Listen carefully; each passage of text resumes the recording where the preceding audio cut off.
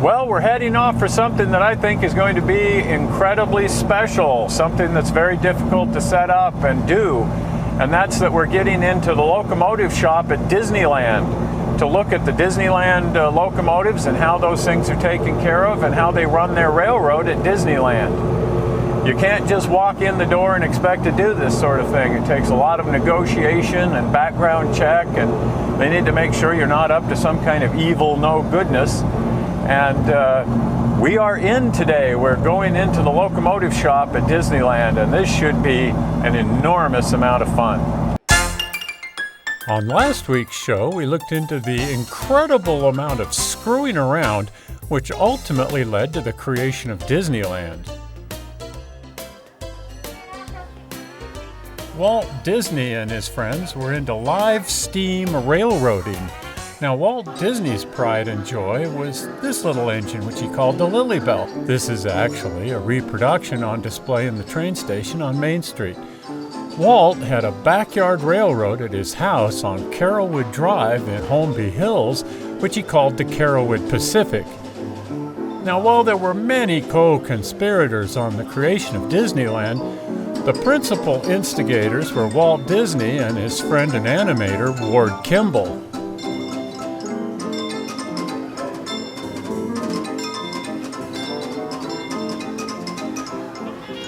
Now, if you haven't seen last week's amazing Toyman video, stop now and go back and take a look at that, because it really goes deeply into the history of how Disneyland came into existence and how these guys screwing around led to the building of Disneyland.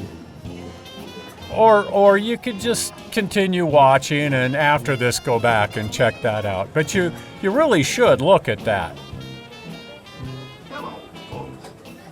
At any rate, Disneyland was created as an excuse for building the railroad that rings Disneyland, and also the Rivers of America, which houses the Mark Twain riverboat ride.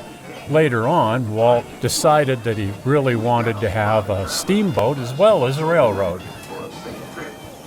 While the railroad is rather short, it's still a fantastic feat. Now, it does require a rather massive facility to care for all of these trains and locomotives, and there it is right there.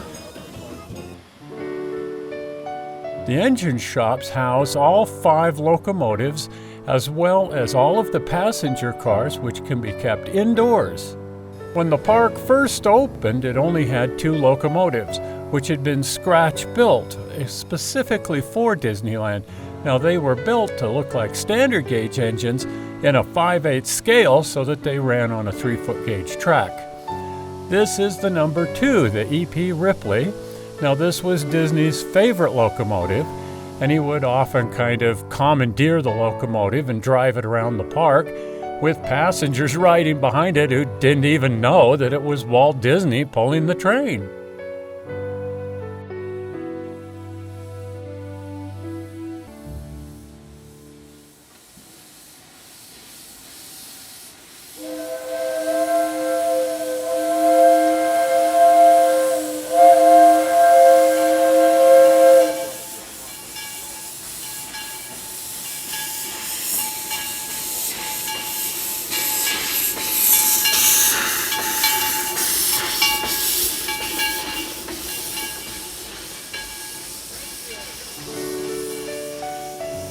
The locomotive shops are in the back area, the service areas of Disneyland, which are very much off limits to the public, and security is maintained at a very high level here.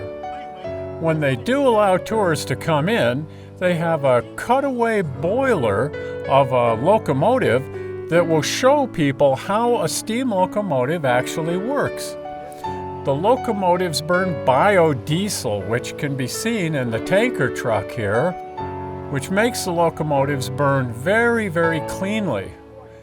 While they have enough equipment to put 4 trains on the railroad, surprisingly, the railroad runs most efficiently and can pull the most number of passengers when they have 3 trains on the line. Go figure. Now, this was Disney's private car. He also called this the Lilly Belt.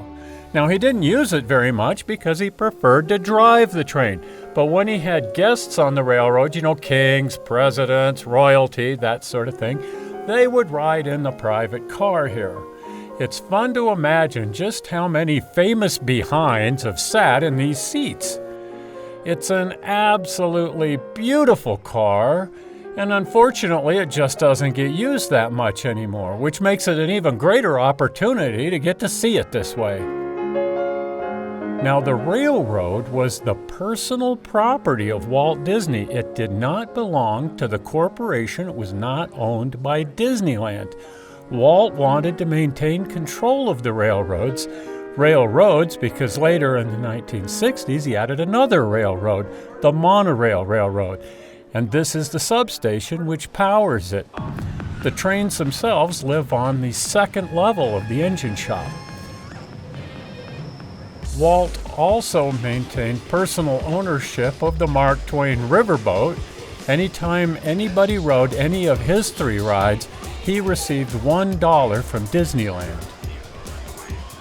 The monorail was heralded as the railroad of the future, and they make a certain amount of sense. Unfortunately, unless it's an elevated railroad, they just don't work economically.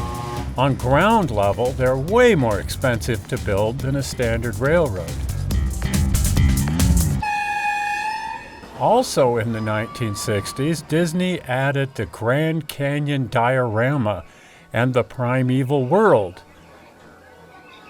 These add a certain amount of excitement, to the railroad, just as the trains are approaching the Main Street station after completing their circle tour of the Magic Kingdom.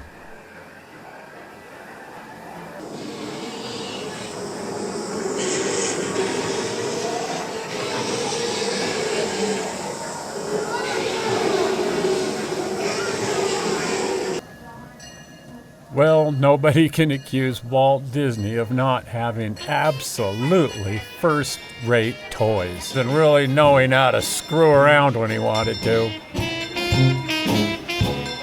While Disney took everything he did very, very seriously, you'd also have to say that he was the king of totally screwing around. Well, that was possibly even better than I thought it was going to be, and I thought it was going to be one of the most amazing things in my whole life. And it did not disappoint. That's just incredible. You got to ride the trains, got to see the locomotive shops. How does it get much better than that? It's so exciting. I've always been a fan of Disneyland and Walt Disney and his fascination with steam. And wow, to be in the locomotive shops and meeting the people that run the trains and just being there and seeing the behind the scenes as well as the in front of the scenes part of the whole thing. Just absolutely incredible. Well, look for more movies. Subscribe to the YouTube channel. Look for the movies on Vimeo if you do Vimeo. Like me on Facebook if you do Facebook.